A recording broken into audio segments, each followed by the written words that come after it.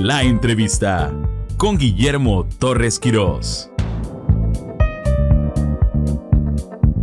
Bienvenidos al espacio donde conoceremos la historia a través de las vivencias de los protagonistas. Un espacio abierto donde el diálogo y el intercambio de ideas nos llevan a estar en contacto con nuestro presente.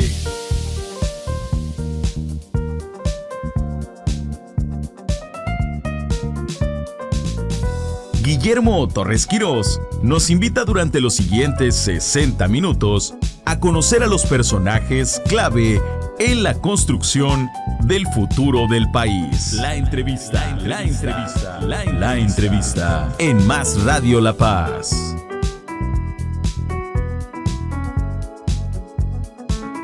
Comenzamos.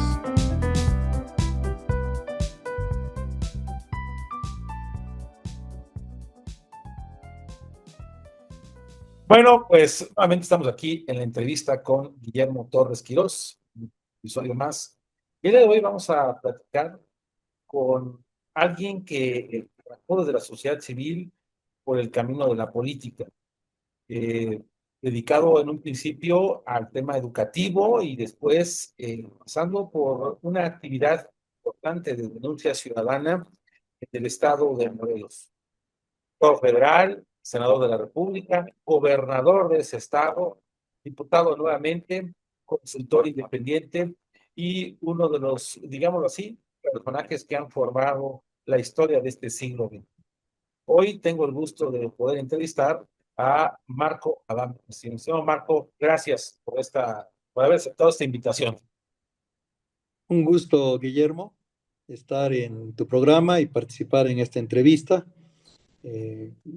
Comparto una inquietud de contribuir en todo lo que esté a mi alcance al desarrollo y al bien común de nuestro país y de mi estado, Morelos.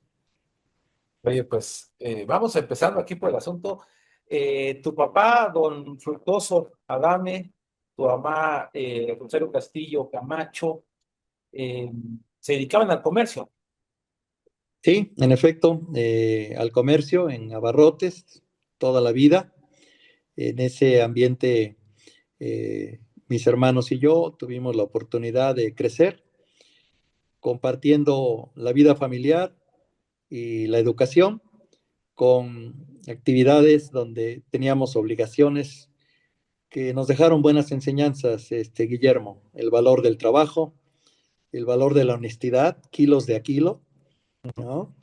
Y el valor del servicio, la atención al cliente para que pues, los negocios, las tiendas de abarrotes pues, pudieran ir adelante.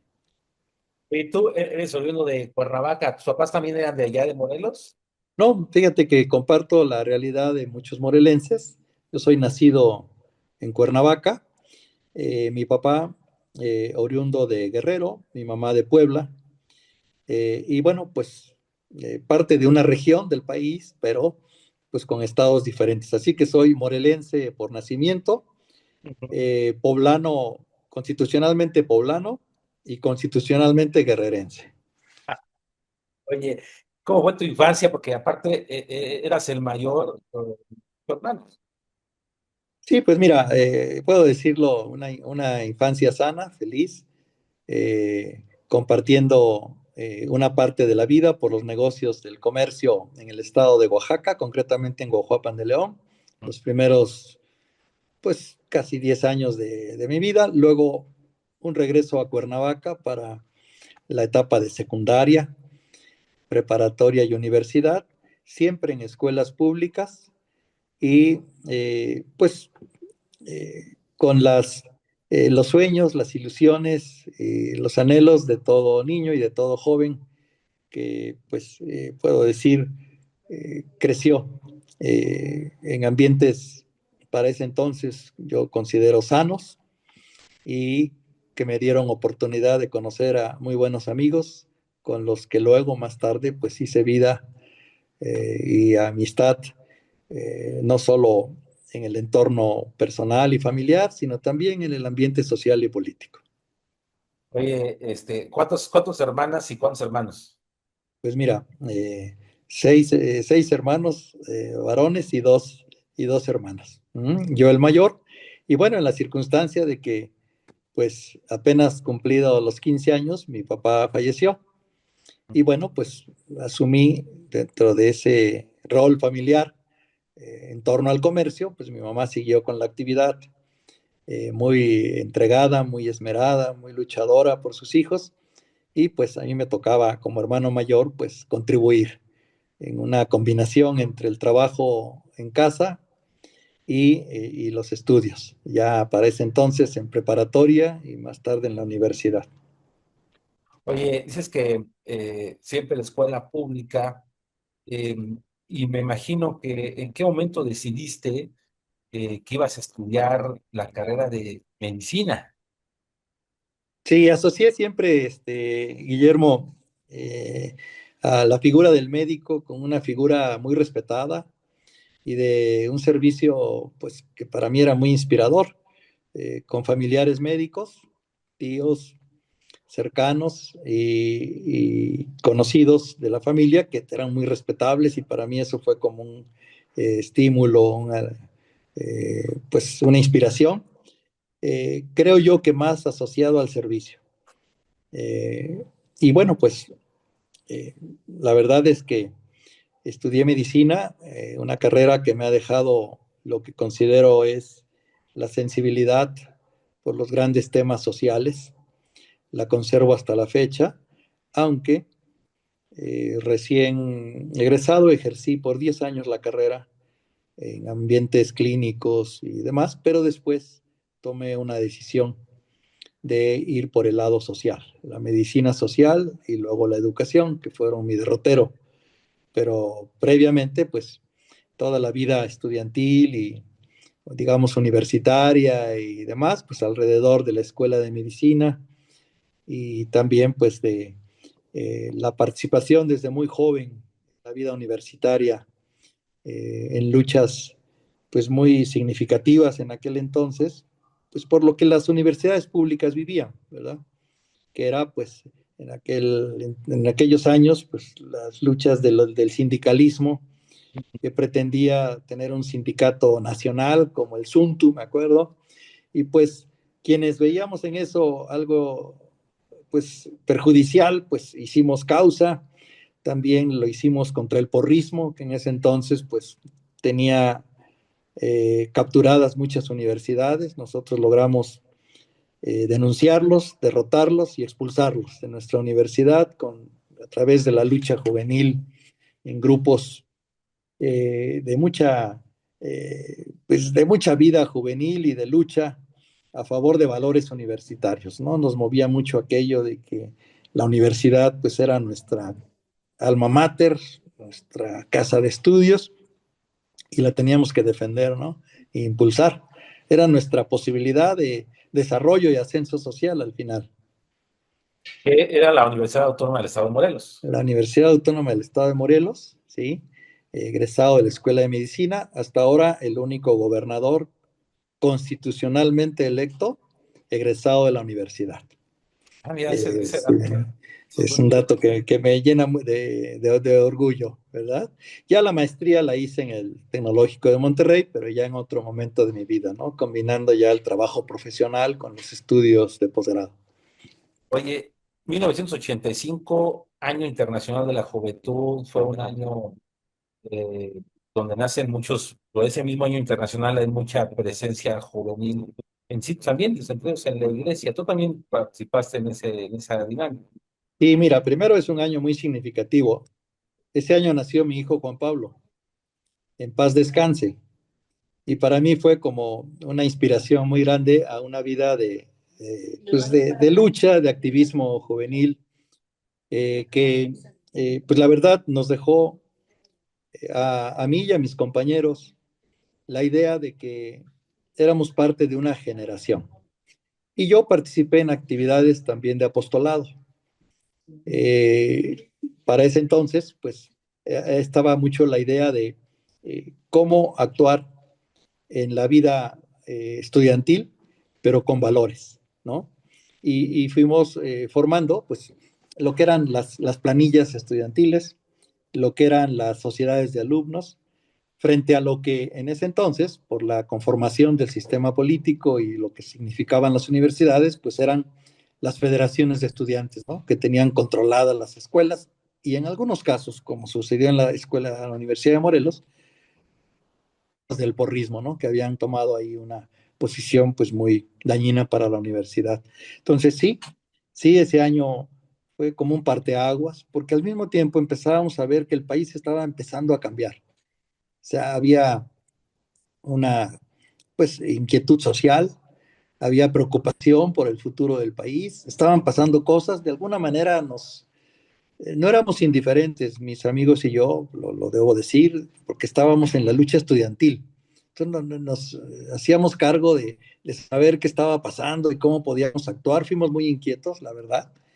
Y lo eran también quienes no pensaban como nosotros, que eran los de la federación o de los grupos pues, clásicos de ese entonces. Pero entonces, pues se dio una vida muy activa en ese momento, de lucha, sí, lucha universitaria, pero siempre con algo que yo valoro mucho.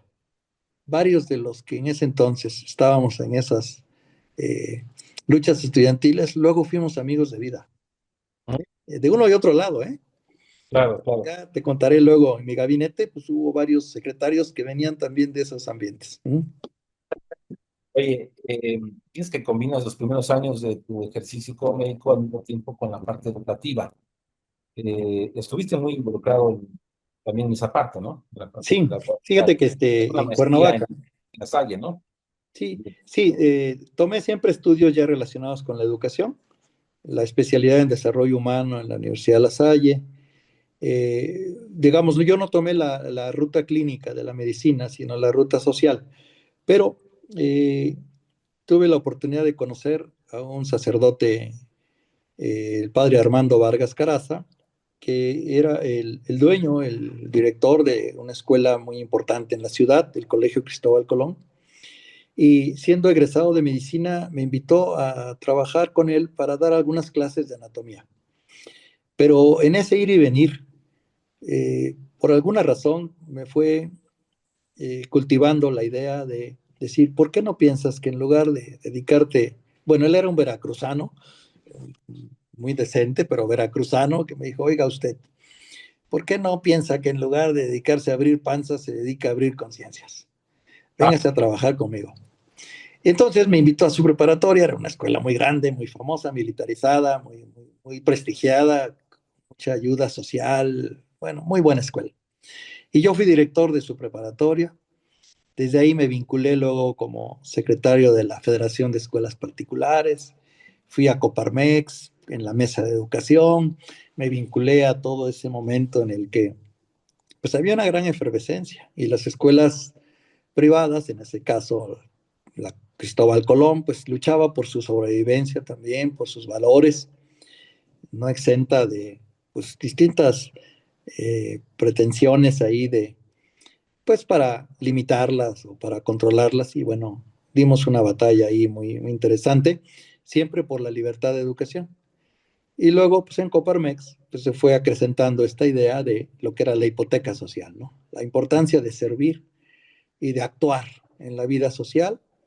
Había un grupo de empresarios en ese entonces que formaron el centro empresarial en Morelos, personas muy queridas, muy respetadas en la comunidad, eran los líderes morales y los generadores de empresas y de empleo, y se dieron a la tarea de formar toda una generación de empresarios y de jóvenes con mucho idealismo, idea de servir al país, ¿no?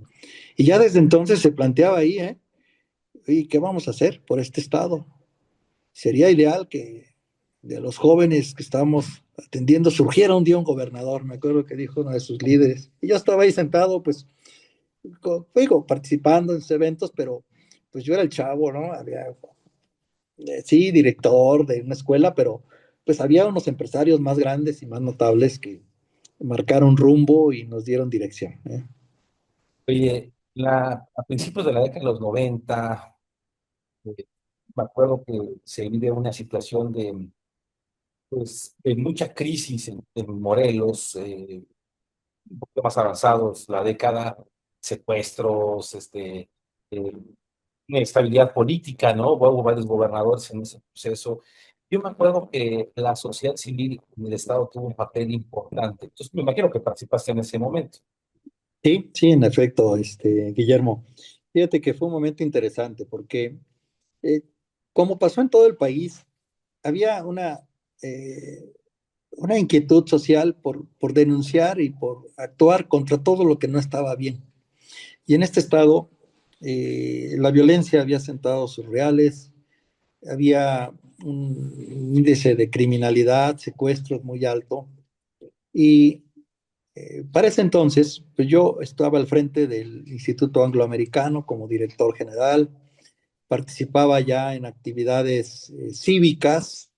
El Congreso del Estado me designó como consejero de la Comisión de Derechos Humanos cuando no era como luego fue, como luego me tocó votarla cuando diputado y senador, y cuando no había tampoco órganos electorales.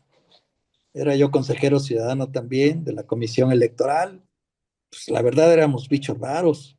Los partidos eran los que sabían de elecciones, de política, y los ciudadanos pues ahí sentados medio, este, tratando de levantar la voz, pero la verdad en condiciones muy cuesta arriba. La verdad eran los antecedentes de lo que luego fueron las instituciones cívicas, sociales, de derechos humanos, electorales y otras, en las que me tocó participar como miembro honorario. O sea, eran cargos pro bono de servicio, pero pues con la idea de que eran temas que había que atender. Y eran esos años en los que, estando en la educación, estando en los temas de derechos humanos, en los temas de electorales, pues me tocó calificar la elección del gobernador Jorge Carrillo Lea. Yo era miembro de esa comisión electoral, digamos, por primera vez ciudadanizada, ¿no? Y bueno, pues nos tocó impulsar las primeras boletas foliadas. Fue una lucha feroz, no había manera. Tuvimos que rechazar el pedido, volver a imprimir, pero fue algo bastante complicado. Pero la persistencia de esos ciudadanos que nos acompañaron ahí, éramos 6, la verdad es que valió la pena. Y igual pasó en derechos humanos. Eran cargos donde pues el presidente era un ex rector de la Universidad del Estado, muy respetado, el maestro Celis, un personaje humilde, honorable, ético, y pues era una autoridad moral y pues nos influía todo ese ánimo, ¿no? Bueno, en ese entonces, o posterior a eso, ese sexenio, pues entró en problemas por temas de secuestros, por temas de corrupción en los órganos policíacos y unas denuncias ciudadanas muy fuertes. Y ahí empezó una participación cívica muy activa de todos los ciudadanos que no estábamos contentos con eso, al contrario, preocupados. Eh, Afectaba el empleo, la economía, muchas familias emigraron, los que podían mandaron a sus hijos a Estados Unidos. El vuelo a San Antonio se hizo famoso para muchos empresarios que pues, iban a ver a su familia y regresaban porque pues, los tenían en lista y los iban cazando a uno por uno. Entonces se generó un clima muy fuerte. Para ese entonces, pues ya se acercaba el momento de la participación política, Guillermo, pero pues fue un momento crítico que terminó pues en un movimiento social muy fuerte que exigía la renuncia, la licencia del gobernador Carrillo, cosa que luego sucedió. Pero cuando eso sucedió, yo ya era diputado federal. Antes había una etapa donde pues, estaba yo en los órganos ciudadanos, digamos, y en la educación, ¿no? Uh-huh. Oye, precisamente llega en 1996 a la presidencia nacional del PAN Felipe Calderón, rumbo al proceso electoral del 97, decide abrir candidaturas ciudadanas, candidaturas externas para lo que será la 57 legislatura, que será una legislatura histórica aparte, la primera vez que el PRI pierde la mayoría absoluta, su conformación. Eh, y decide el Partido de Acción Nacional, decide postular candidaturas externas. Tú entras en ese paquete, ¿es correcto? Sí, sí, sí, así es, Guillermo. Fíjate que pues la verdad es que yo estaba al frente como director general del Instituto Angloamericano, y de repente, pues sí, hubo una reunión. Venía Felipe Calderón a Morelos y invitó a una centena de empresarios y líderes sociales. Acudimos a una reunión y ahí planteó que estaba recorriendo el país para promover candidaturas ciudadanas. La característica era que no fueran miembros del PAN. Yo no lo era. Pero pues la verdad es que se generó una gran inquietud, había ya una efervescencia, Coparmex había hecho una gran labor de conciencia social, había inquietud, ánimos de pues, pensar en un cambio para el país. Había pasado todo el proceso de Chihuahua con Francisco Barrio, con Luis H. Álvarez, entonces había un clima pues de hay que hacer algo y no está sencillo, ¿no? Pero al hacer este ofrecimiento, primero se tomó con cierta duda, escepticismo, después se entendió que iba en serio y empezó a haber reuniones para ver quién, porque pues la idea es propónganme a alguien. Y yo, la verdad, tenía en mi mente aquellos grandes empresarios, liderazgos consolidados, pero ellos estaban en un momento de su vida y de sus empresas distinto, estaban en la transición generacional. Y entonces, pues ahí se les ocurrió voltear a verme y decir, oye, pues ¿por qué no tú? Y yo casi les contestaba, ¿y yo por qué? Casi, ¿no? Porque, pues, digo, yo estaba en lo mío, ¿no? Lo mío era la participación cívica, pero no partidista, pues era un mundo para mí, la verdad, lejano, aunque sí entendía la importancia de participar. Entonces, pues, luego de algunas reflexiones, luego de platicar en casa también, pues resulta que hay esta posibilidad y bueno, con alguna inquietud de parte de la familia de cómo será eso, por qué no hay otra cosa mejor que hacer, en fin, pues ya asumí la, la propuesta y el PAN me postuló para diputado federal en el 97. Estuve en la lista de la circunscripción cuarta, en el tercero o cuarto lugar de la lista, y con Krill, Paoli, no me acuerdo, Fauci Handam, en fin, personajes ahí muy interesantes que venían todos con el deseo de contribuir y participar. O sea, yo hace rato, ¿cómo fue esa legislatura que fue histórica? El bloque opositor, cuando todavía el PT y el Verde eran la oposición, con un Porfirio Muñoz Ledo, pues, siempre fue Porfirio, dirigiendo el PRD, con un Carlos Mina Plasencia, que también era un liderazgo de esa época en el PAN. ¿Cómo fue esa legislatura? Bueno, pues fue Sé que la fue complicada, ¿no? pues como lo dices, histórica, emocionante, porque habiéndose ganado la mayoría, era una mayoría marginal, muy pocas curules de diferencia, muy pocos votos de diferencia. Entonces había una resistencia feroz para no instalar la Cámara en esas condiciones. El PRI se resistió, el secretario de Gobernación, Emilio Choifet, encabezaba las gestiones para desalentar la instalación de la Cámara. Y pasaban los días y la resistencia era muy fuerte.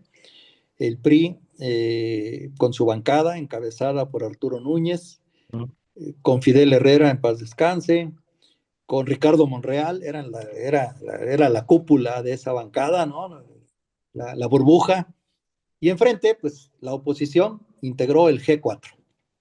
Estaba en efecto Carlos Medina por el PAN, Porfirio Muñoz Ledo por el PRD, eh, estaba Jorge Emilio González por el Verde y estaba Gonzalo Yáñez, ¿no? Por el Gonzalo, PT. sí, por el PT, ¿no? Pues se hizo el G4 y teníamos la mayoría. Aquí, pues, todo tipo de presiones. Yo creo que estuvimos a punto de un estado de excepción la víspera de la instalación de la Cámara, porque la presión fue al máximo. Los diputados priistas estuvieron concentrados, prácticamente secuestrados, a las puertas de Palacio, cuando ya habíamos tomado la decisión de instalar la Cámara. fue la noche anterior a la fecha límite, en una sesión pues histórica, de madrugada, con el himno nacional en el pecho, saliendo al pleno para integrar las bancadas, para que el G4 manifestara su decisión, y al día siguiente instalamos la Cámara. El PRI se resistió hasta el último minuto.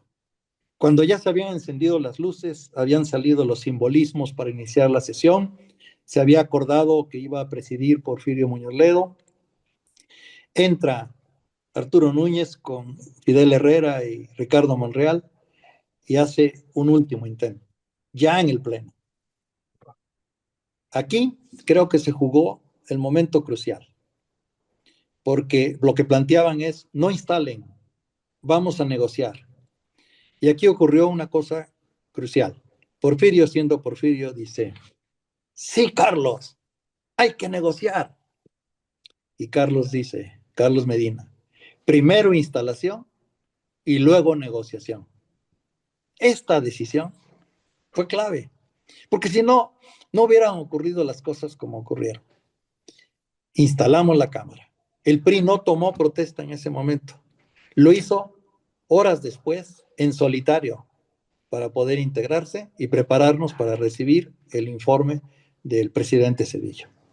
El tercer informe, ¿no? Entonces, pues así fueron las cosas. Y esa lucha estuvo muy, muy motivada por la idea de que el país tenía que cambiar.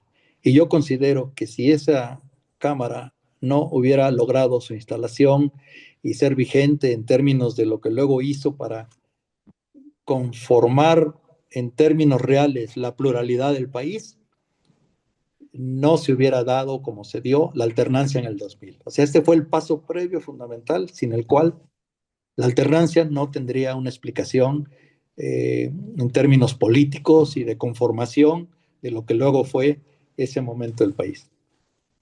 Sí, sí, sí, la verdad es que esa legislatura fue, como dices tú, histórica. Me acuerdo la respuesta de ese informe, el tercer informe lo hizo Porfirio Muñoz Ledo, de manera bastante histriónica, como lo hacía él y todo, pero se va viendo que recuerdo que empiezan esas pláticas en el 98, 99, de hacer una gran alianza opositora PAN-PRD, ¿no?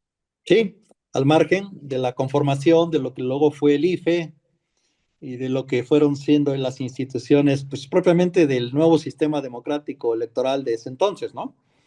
Entonces sí era un momento en el que la transición que se había planteado, pues yo creo que en la última década, venía tomando forma, venía siendo ya viable y además pacífica, porque finalmente pues fue una construcción que se fue dando frente a un sistema con partido mayoritario, dominante, que pues tenía el control de toda la vida, vamos, la institucional y del poder de una manera pues, prácticamente absoluta, ¿no? Entonces este cambio, pues la verdad es que sí es histórico porque fue desmontando poco a poco las resistencias y de manera pacífica logrando la vía democrática la instalación de la pluralidad política y luego de la alternancia.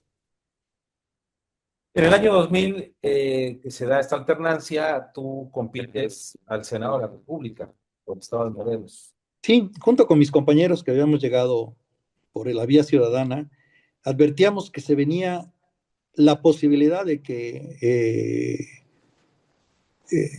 Vicente Fox ganara la presidencia. Y esto hizo que, pues vamos entrándole. Si habíamos llegado por la vía plurinominal, pues había que ir a las mayorías. Y vámonos a los estados para conformar la bancada del Senado del partido, del nuevo partido en el poder, ¿no? Entonces, con esa motivación, una veintena nos fuimos a contienda y debo decir que de este grupo, de esta generación, 14 llegamos al Senado, como parte de ese esfuerzo, ¿no? Que llevaba esta idea muy viva del cambio político, de la alternancia, de la transición pacífica a la democracia, ¿no? Y así fue. Fuimos a campaña y se dieron en ese momento cambios importantes. En Morelos, pues también el PAN ganó la gobernatura con Sergio Estrada, pero en otros estados pues también, ¿no? Jalisco, Guanajuato, que eran concurrentes, pues así se dio, ¿no? Fue un momento muy, muy importante y así se conformó esa bancada de senadores ahora del partido en el gobierno. Era lo que te preguntaba, Pero también ¿cómo sin es? mayoría absoluta del PRI. Era lo que decía, el primer Senado, digámoslo así, sin una fuerza de un solo partido, con acomodo, porque venía una transición, venía un proceso de mucha negociación. Yo diría que, dime si me equivoco, pero No, no, esas absolutamente. elecciones fueron, las 58 y 59 fueron de muchísima negociación. Y además, pues con una serie de personajes ahí que de alguna manera el PRI también leyó esto y mandó a sus cuadros más relevantes al Senado. Digo, estaba Enrique Jackson al frente, en paz descanse, pero bueno, pues ahí teníamos a don Fernando Gutiérrez Barrios, Claro, que sí, claro. pues a los pocos meses también falleció, pero estaba Manuel Barlet ahí a un ladito como compañero, Emilio Gamboa, eh, pues bueno, personajes clave en los estados, representando al PRI en condición ya de pluralidad, ¿no? Entonces se dio una conformación y debo decir también, Guillermo, que fueron esos 9 años en el Congreso una gran oportunidad para vivir valores democráticos, diálogo, pluralidad, negociación, acuerdos, que se fueron conformando en el tiempo. Nosotros teníamos el liderazgo de Diego Fernández de Ceballos, y pues la mística fue siempre pues de tratar de contribuir de la mejor manera, sabiendo que teníamos una doble responsabilidad, la del Senado en sí mismo y también pues, el respaldo político al presidente de la República, que enfrentaba pues, la situación de tener la presidencia, pero sin el control de las cámaras. O sea, era realmente eso de que la presidencia propone y el Congreso dispone, pues sí, sí, la verdad es que sí, sí era así, porque además el PRI ejercía de entre la Cámara de Senadores y Diputados una fuerza de negociación muy importante, que además pues condicionaba muchas de las decisiones. O sea, obligadamente, ¿no? Fue así.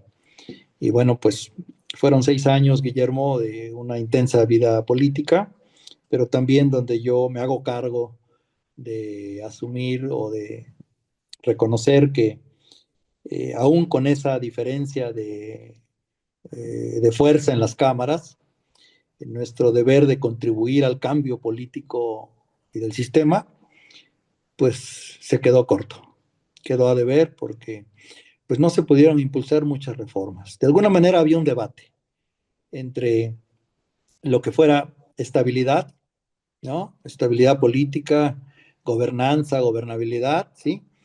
Pero pues el precio era muy alto y los cambios políticos y la exigencia de la sociedad y las demandas de fondo de cambios que eran ya impostergables, ya que tenían que ocurrir, pues debo reconocer que no se dio porque prevaleció muchas veces el criterio de cierta estabilidad política. Se puede leer de dos formas, ¿no? Como responsabilidad de un lado, pero para quienes llegamos ahí a luchar por el cambio político, pues fue como un, un, una no satisfacción, un no logro de los cambios de fondo que sí se tenían que hacer. Claro, no teníamos la mayoría de votos en el Congreso, tampoco teníamos la presencia territorial en todos los estados. Había muchos contrapesos muy fuertes y muchos intereses que se resistieron con todo, ¿no? Pero siempre me quedo con la idea que pudimos hacer algo más y bueno, pues me hago cargo de esa valoración, ¿no? Bueno, vamos a una breve pausa, una breve pausa. Estamos platicando con el doctor Antonio Adame Castillo y regresamos. La entrevista con Guillermo Torres Quirós.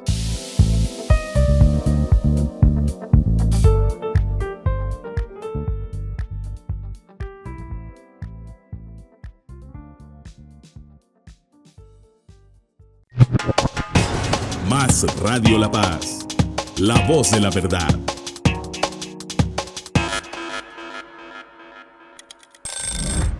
Hola, amantes de la gastronomía. La cocina va más allá de los ingredientes. Prende las hornillas, afila tus cuchillos y acompáñanos en Sabores Más. Un programa lleno de sabor donde los chefs de todo el mundo comparten sus secretos culinarios e historias que hay detrás de cada platillo. Cada semana viajaremos por los aromas y sabores de diferentes culturas, revelando los secretos que hacen que la cocina sea un arte. Síguenos todos los viernes en punto de la 1 de la tarde a través de Facebook Live y YouTube y por el 101.5 de FM. Te esperamos.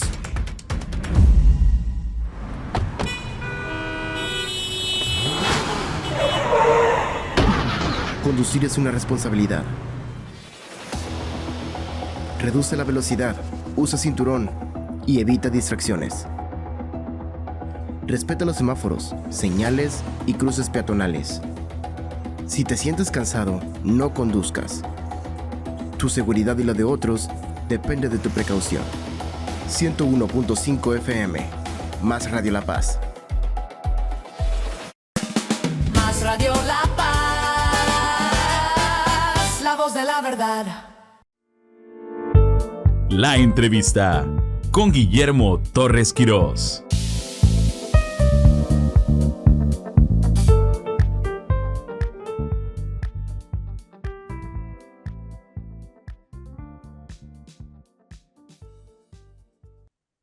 Estamos de vuelta aquí en entrevista con Guillermo Torres Quirós. Estamos aquí platicando con el doctor Marco Antonio Adame Castillo. Nos ha platicado parte importante de su vida hasta llegar ahorita al tema del Senado de la República, pero después viene, yo creo que una de las aventuras personales más importantes, y más que la más importante que has tenido, la gobernatura del Estado de Morelos. Cuéntanos cómo fue la decisión de ir por la gobernatura y después de gobernar, que no es nada sencillo. Pues mira, fue una posibilidad que se fue conformando en la vida del Congreso durante esos 9 años, pero al final, pues en el Senado, ¿no? Porque, pues, al mismo tiempo que el país estaba en ese cambio de ciclo político y demás, pues en los estados estaba pasando lo mismo, a diferente ritmo. Pero entonces, pues, yo concluí que era importante dar ese paso. Había condiciones políticas en mi estado para pensar que la candidatura del PAN a mi favor podría ser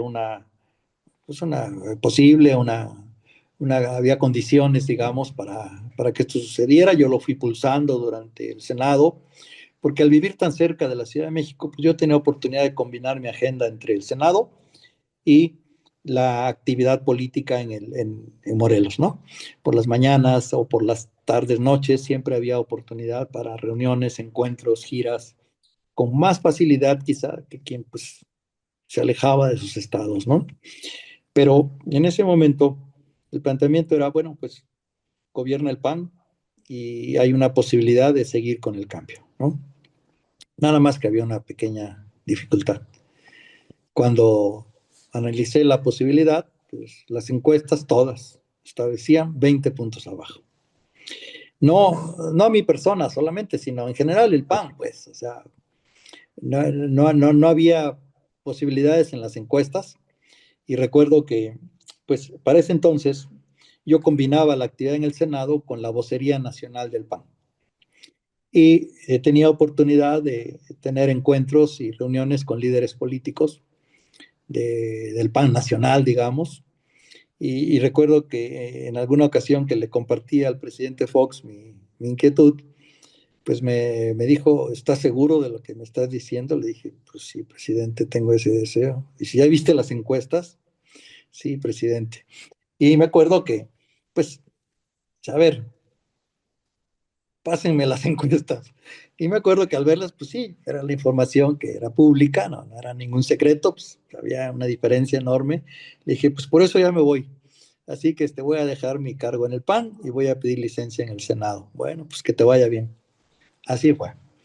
La verdad es que para eso era pues, quizá el mes de noviembre, diciembre, por ahí, y pues inicié un camino para pues comunicar mi intención, mi deseo de participar. Pues debo decir que cuando empecé a platicar con los líderes del Estado, pues había pues, pues la inquietud o la incertidumbre de, bueno, pues esto será posible o no. Pues, estaba muy complicado. Y pues tal cual, la asumí y hicimos una campaña, yo creo que disruptiva, muy ciudadana, donde empezamos pues a preguntar, primero, una frase provocadora, ¿no? Ni te imaginas el poder de tu mirada. Esa fue la frase, ¿no? Que empezó a aparecer por todos lados y pues, ¿qué es eso? No tenía forma de partidos, no era una publicidad convencional, simplemente era una inquietud. Y empezó a darse una discusión interesante. Y luego evolucionó esa idea a algo que llamé poder a los ojos ciudadanos.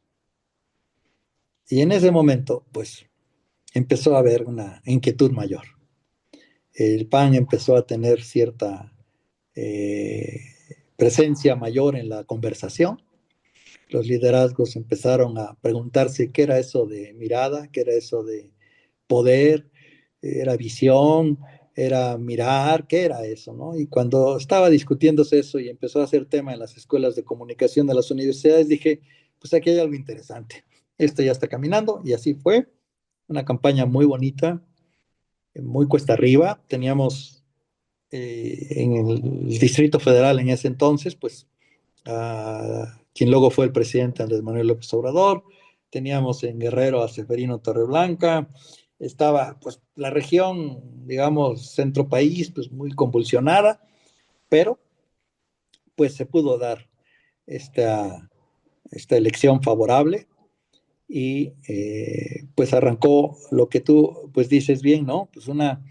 Pues, un episodio, diría yo, quizá el más sensible y relevante en mi carrera política, pero pues uno de los mayores honores de mi vida y de oportunidad de servicio también, pues muy grande, ¿no? Claro, pues en condiciones bien complicadas, porque el mapa del Estado pues era multicolor. El PAN no tenía el territorio, tenía pues, la capital y algunos municipios, pero pues había una conformación de fuerzas muy distinta. Hubo que trabajar con eso y por ello una de mis primeras decisiones fue declararme gobernador municipalista. Y eso significó que tenía yo la voluntad de trabajar con todos, que íbamos a sumar esfuerzos por el Estado y además pues veníamos saliendo de una crisis política reciente, ¿no? Siempre que se rompe el orden institucional o hay, pues quedan muchas secuelas, muchos rezagos. Y yo así lo asumí, pero con todo, pues fue una oportunidad de servicio enorme y pues eh, ya, ya vendrán las evaluaciones que tengan que hacer en el tiempo, Oye, ¿no? es que incluso conformaste un gabinete pues, muy plural también, ¿no? Sí, así fue. Bueno, estamos hablando de que hace 20 años empezó la carrera por la gobernatura, ¿no? Porque fue en el 2006 cuando Bien. tomé el cargo. Sí, yo sabía que tenía que gobernar para todos y también que tenía que sumar fuerzas. De tal manera que invité algún liderazgo del PRD con autoridad moral, como secretario de Obras Públicas, a una ciudadana muy distinguida como Contralora, a miembros de aquellas viejas luchas juveniles como secretario de Economía, las áreas de seguridad, pues personas que tenían de alguna forma un camino recorrido, de tal manera que no fue un gabinete faccioso, ni mucho menos, no, el PAN tampoco jamás me puso ni cuotas ni condiciones, no las hubiera aceptado, sino que se conformó abriendo espacios para los distintos perfiles y tratando de hacer un gobierno que pues construyera el bien común posible, ¿no? Esa era mi divisa, ¿no? Pero se da a nivel nacional esta lucha contra el crimen organizado, estamos hablando de la época del gobierno de Felipe Calderón, y obviamente, pues, también te pegaba mucho esa dinámica, ¿no? Totalmente, creo que en todo el país, pero pues sobre todo en Morelos, que traía ya pues de alguna manera una condición en la que pues todas las condiciones favorables del estado, por su ubicación geográfica, su clima, el ambiente social, pues permitían que pudiera ser como interesante o atractivo para muchos, ¿no? Independientemente de a lo que se dedicaran, digo yo. Y bueno, pues todo eso pues, se entendía que estaba impactando al Estado y era importante acometerlo. Yo asumí una posición de absoluta determinación de impulsar todas las acciones institucionales que pudieran generar seguridad, justicia. Mi procurador era una persona que venía de la Comisión de Derechos Humanos, un académico muy respetable, en fin, y pues todo eso estaba en el ánimo. Pero pues se desató la famosa lucha contra el crimen organizado en los términos que la planteó el gobierno de la República, y pues vino todo este tema que creo que generó un impacto, una desestabilización que implicaba el efecto de todo ese combate y esa lucha. Y bueno, pues los estados quedamos también expuestos a todo esto. Sí, fue uno de los grandes temas. Yo pienso que es un tema pues bien estructural en cierto sentido, ¿no? No arranca con el gobierno ni termina con un gobierno, está ahí, es un fenómeno que ha afectado al país y a los estados, pero bueno, pues fue uno de los desafíos más grandes, junto con el conflicto magisterial que me tocó vivir en los primeros dos años del gobierno, ¿no? ¿Y de qué cosa, digo, te sientes orgulloso de tu gestión como gobernador? Porque siempre hay cositas que dice uno, eso fue lo que sí, me siento orgulloso de haber hecho algo muy particular. ¿Tienes algo así que tú sientes que sí fue así como estrellita? Pues mira, este, alabanza en boca propia es vituperio, pero si puedo comentar alguna experiencia, yo comentaría la experiencia educativa. No solo porque es un tema que pues me resuena en mí muy fuerte, sino porque en ese entonces el sindicalismo nacional planteó un desafío al gobierno de la República en contra de la calidad de la educación o lo que fue todo ese movimiento. Era secretaria Josefina Vázquez Mota, el CENTE plantó cara, pero a través de la coordinadora. Entonces resulta que en el cambio de ciclo del 98, del 2008, perdón, sin mayor condición local, de repente, por una decisión tomada en algún lugar lejano, se para el sistema educativo.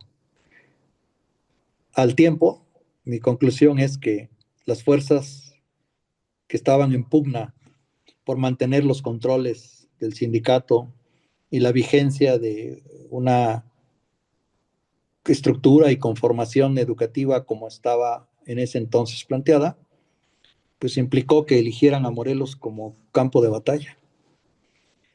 60 kilómetros, 70 de la capital de la República, el interés de una coordinadora por instalar una base de operaciones en las goteras de la capital del país y un planteamiento muy agresivo que paró el sistema educativo, al punto que es un movimiento que dura pues más de 2 meses, casi 3 meses, y que generó una gran inquietud y un gran daño al Estado. Y la presión era ceder el sistema educativo a este movimiento magisterial que encabezaba la coordinadora de la educación. Y con un sindicato que estaba utilizando el CENTE, ese movimiento, para cobrar sus cuentas. De tal manera que enviaron a un emisario, Juan Díaz, y con él platicábamos y acordábamos cosas por la mañana, pero por la tarde llegaba el maestro Ochoa a Zaragoza, en paz descanse, y se desabarataban todos los acuerdos. Un día y otro, y otro, y otro, y otro. ¿Qué hicimos? Vino un movimiento social para rescatar la educación, inició la lucha por las escuelas, La batalla por las llaves de la escuela estaban en manos de gentes afines al sindicato, etcétera, controladas. Se volvió el símbolo de rescatar las llaves para abrir las escuelas. Tampoco podíamos exponernos a entrar en una espiral de violencia, tratamos de mantener la ecuanimidad. Para ese entonces platicaba yo con Carlos Abascal, que había vivido el fenómeno de Oaxaca, y yo tenía claro que mi posición era pues evitar mayor violencia, pero pues mantener la conducción del Estado y de la educación. Pero era un desafío, entregar el sistema educativo. A eso se reducía la lucha, ya las instituciones rebasadas. A nivel federal no se entendía muy bien lo que estaba pasando, parecía que era un problema local. Tuve que explicar en las distintas instancias federales que no era un tema con Morelos, que venían por el sistema educativo nacional, que había que entenderlo así. Claro, al final se entendió. La prueba es que de un día a otro se desactivó todo. Y volvimos a clases como si nada hubiera pasado. Entonces, esto significó una decisión que yo llamo crucial o de Estado. El gabinete estaba muy desgastado con esta situación. Pues imagínate la economía, la estabilidad, las carreteras, paros, plazas tomadas, todo, muy complicado todo. Al final, el tema era, teniendo un campamento frente a Los Pinos, en Morelos, que firme el gobernador los acuerdos con el movimiento magisterial. Una parte de mi gabinete llegaba a sugerirme que firmara por la paz del Estado. Incluso alguno me dijo, te lo van a levantar una estatua, gobernador. Firma. Y otra parte más sensata me dijo, no firmes, gobernador. Pedí un espacio, me retiré, teniendo a los líderes magisteriales en la Casa Morelos reunidos, altas horas de la madrugada, y decidí no firmar. Les comuniqué que no había acuerdos, enfurecieron, se destrozaron cosas, pero no se llevaron la firma del gobernador. Y al final se resolvió el tema y el sistema educativo pudo transitar a condiciones, creo yo, en bien de la niñez y la juventud del Estado. De eso me siento bastante satisfecho. Y tomar una decisión así, me imagino la presión, porque vea muchas veces alrededor. Pues sí, así fue, pero pues ya también había un movimiento social de salvación o rescate de la educación, ¿no? Las cámaras nacionales empezaron a presionar, me hablaban y, oye, ¿cómo ayudamos? En fin, para crear una voz que dijera, basta, ¿no? ¿De qué se trata? Pues no era un tema, no había una sola causa local, ni una. Era una lucha artificial. Era el colegio de Indias para ellos. Pues sí, ni modo. Pero bueno, así fue. Oye, terminas los 6 años de la gobernatura y te invitan a ser parte del Consejo del Pacto por México. Sí. Rápidamente cuéntanos, ¿cómo viviste ese momento? Fue un momento, el ejemplo de la pluralidad, claro, con una mayoría que había ganado el PRI, que había regresado al poder y había vistos, pero se plantearon gran cantidad de reformas constitucionales, muchas muy sensatas, muy prácticas, otras a lo mejor un poco más de terciopelo, pero ¿cómo viste esa parte? Pues mira, yo pienso que quienes hemos decidido participar en política y tenemos una idea de bien común, tenemos que buscar lograr el bien posible, sin idealismos absurdos, el bien posible. Y en ese momento, el gobierno, por iniciar, que era el del presidente Peña, se planteaba la idea de hacer reformas que, por otro lado, estaban en la propuesta política del Partido Acción Nacional de mucho tiempo atrás, en la educación, en la energía, en telecomunicaciones, la propia reforma política, o sea, eran temas que estaban en nuestra proclama política en términos generales, con la visión propia del PAN, pero que en ese momento la coyuntura política y la necesidad de acreditar cambios y reformas para darle viabilidad al nuevo régimen, al nuevo sistema, al nuevo sexenio, digo, pues implicaron esa posibilidad. Yo había terminado la gobernatura y al poco tiempo, en octubre, ¿no? 1 de octubre tomó la gobernatura mi sucesor y para el mes de noviembre, Gustavo Madero, presidente del PAN, me invitó a ser parte del Consejo Rector del Pacto por México, junto con otros liderazgos del PRD y del PAN. Integramos un consejo rector de 12 miembros, yo era uno de ellos, y empezamos a trabajar las reformas, distintas reformas que se consideraban pertinentes. Eh, Creo que fue una experiencia de gestión política relevante, independientemente del juicio que haya hoy sobre esas reformas, en su momento eran la alternativa para transitar a mejores condiciones, así lo veíamos desde el PAN. Yo participé particularmente en dos, la reforma educativa y la reforma de anticorrupción o de transparencia, ¿no? Fueron los dos temas en los que me involucré junto con mis colegas.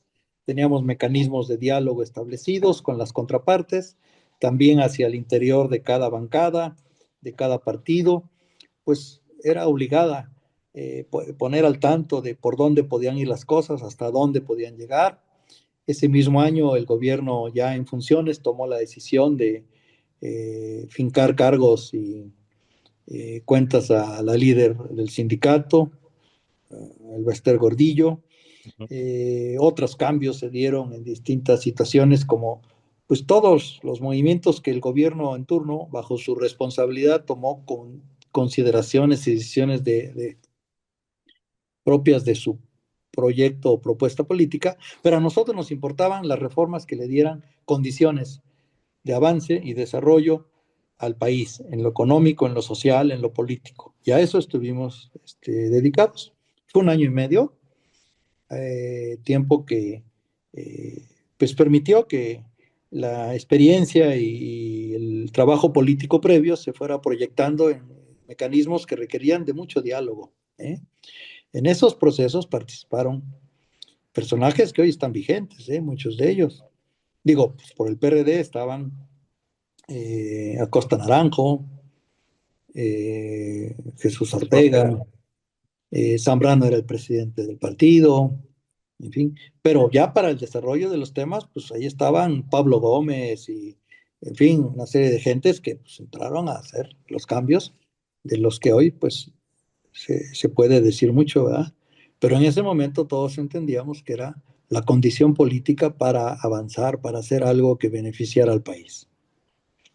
Años después, bueno, entras al tema de asuntos internacionales del PAN, después regresas a la Cámara de Diputados, una Cámara de Diputados muy distinta a la del 97, ya con una hegemonía de Morena, pero sin diálogo, sin nada. Fue la legislatura del 2018 al 2021.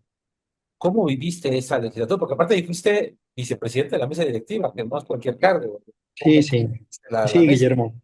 Pues mira, después de la gobernatura y de este episodio del Pacto por México, yo fui parte de la primera planilla que fue a elección nacional en el PAN con Gustavo Madero y atendí la función de acción de gobierno y también la de relaciones internacionales en dos comités nacionales, ¿no? O sea, eso pues ocupó estos 6 años posteriores al gobierno.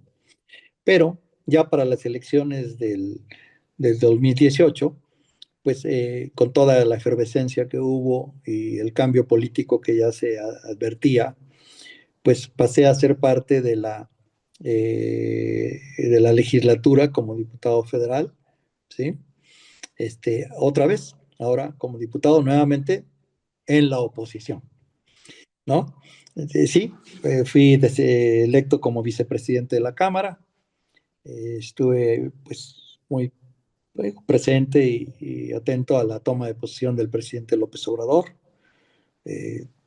todos estos momentos cruciales en los que, no solo en el PAN, en las distintas fuerzas políticas, incluida Morena, con la conformación que había logrado tomar hasta ese entonces, pues había una serie de dilemas y de controversias muy grandes frente a las posiciones de a las nuevas prioridades políticas, o sea, tal como sucede en cada sexenio. Digo, tampoco era nada extraordinario, simplemente que se estaba planteando pues, un cambio, digamos, con una idea de hacer el cambio de régimen. Esa es mi lectura, ¿no?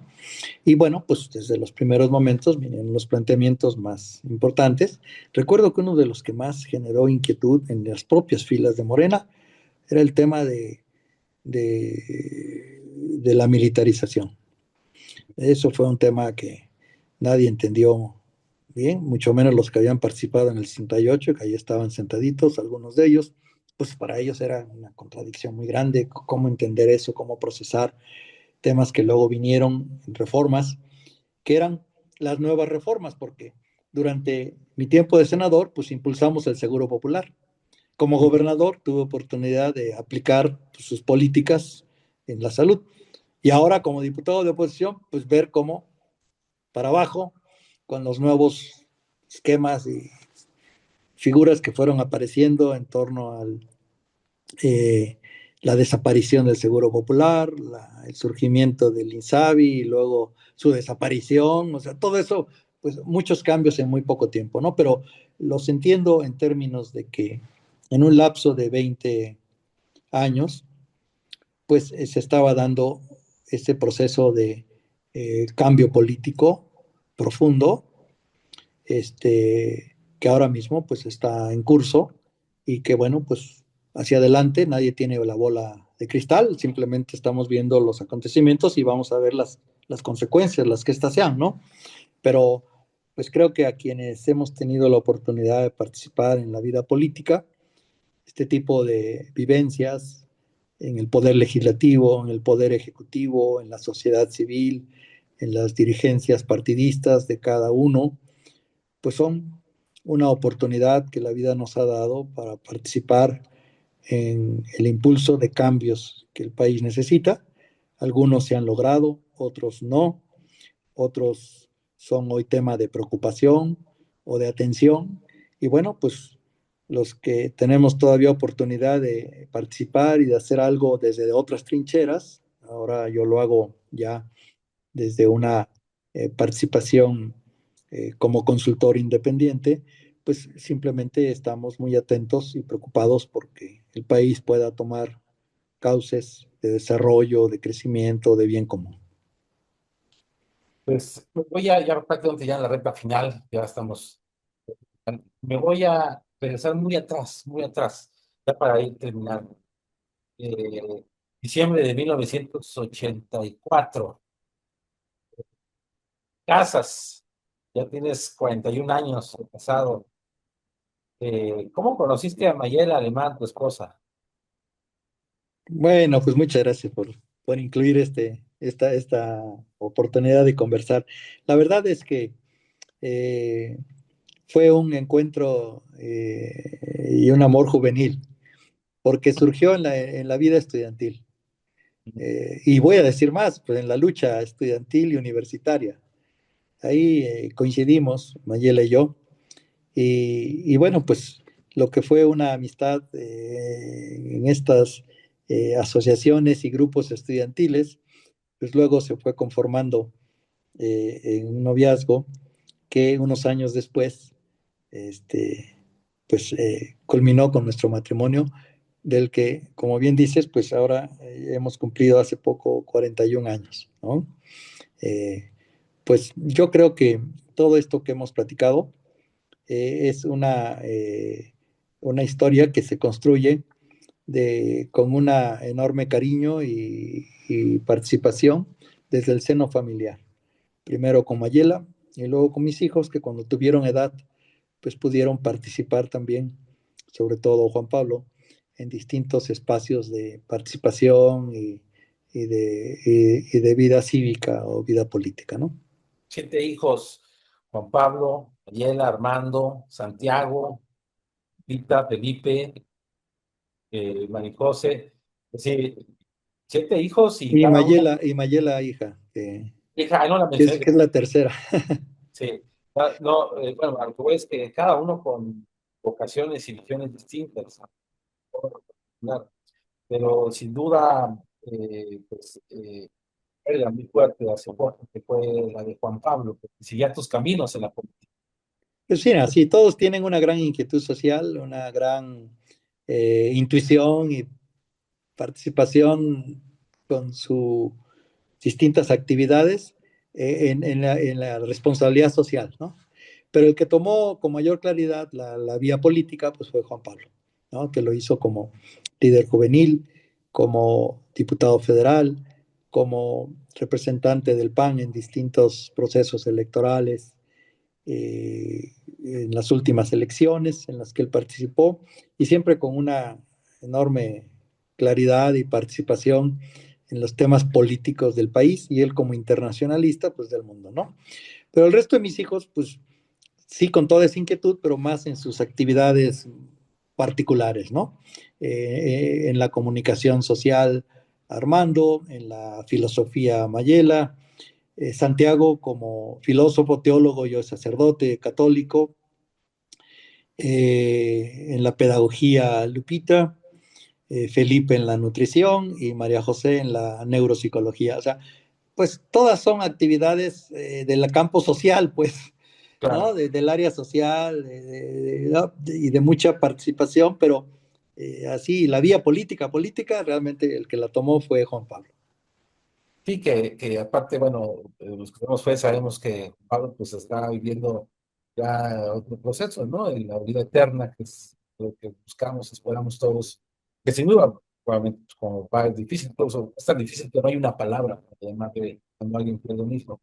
Cierto, pero hay nuevas presencias y hay un legado que nos dejó en su trayectoria breve pero muy intensa, tanto en la vida social y como en la vida política, ¿no? Porque pues, como diputado y como senador de la República, pues dejó una impronta de interés por temas de bien común, que son los que mayormente nos identificaron, ¿no? Y creo que su legado, reconocido por muchos, pues está asociado a ese interés y a esas luchas también por generar bienes públicos, bien común, ¿no? Vosotros los conoceréis si eso es con el tiempo. Pues Así sí, es. así Para es. terminar, mi estimado Marco, una pregunta que siempre le hago a todos mis entrevistados. Eh, pues, ahora sí que es un tema de proceso natural del fin de los tiempos, ¿no? ¿Qué mensaje, si fuera la última ocasión que vieras a tus hijos, que vieras a tus 9 nietos y a la gente tus seres queridos más cercanos, qué mensaje de vida les darías como tu último mensaje, como un estilo de epitafio? ¿Qué les dirías? Amor a Dios, amor a la patria y servicio al prójimo, impulsando y luchando por el bien común. Ese sería mi mensaje. Pues, mi querido doctor Marco Antonio Adame Castillo, muchísimas gracias por tu curiosidad, por esta entrevista, que aparte pues va a acompañar de los procesos históricos y políticos que hemos vivido en estos tiempos. Vienen cosas superiores, no platicamos del tema internacional, que también eres especialista, pero creo que nos está dejando pues ahora sí que una buena cronología de lo que ha pasado y al mismo tiempo regresando, ¿no? 1960, cuando naces a los tiempos actuales, pues muchas cosas que has vivido y que has podido tener la oportunidad de tener en tus manos, pues toma de decisiones. Y, bueno, pues te agradezco mucho. Habrá otras decisiones que tomar, Guillermo, porque como bien dices, pues estamos en un cambio de época y un cambio de época que nos convoca a todos para poner nuestro granito de arena, para tratar de que ese cambio sea en sentido positivo, genere, yo digo siempre, bien común. Y mira, más vale que lo entendamos porque eso va a ocurrir con nosotros, sin nosotros o a pesar de nosotros. Pero si es sin nosotros, sin quienes queramos realmente apostar por una agenda de bien común, peor para nosotros. Así que más vale que le entremos. Pues muchas gracias. Y bueno, gracias a usted que nos escuchó. Los invitamos a seguir toda la programación de Radio El Paz en el 101.5 de FM. Los invitamos a escuchar el análisis político de un servidor los lunes y viernes en el noticiero con Alan Rodón. Esto fue la entrevista con Guillermo Torres Quirós ya en este 2026. Hasta la próxima. La entrevista con Guillermo Torres Quirós.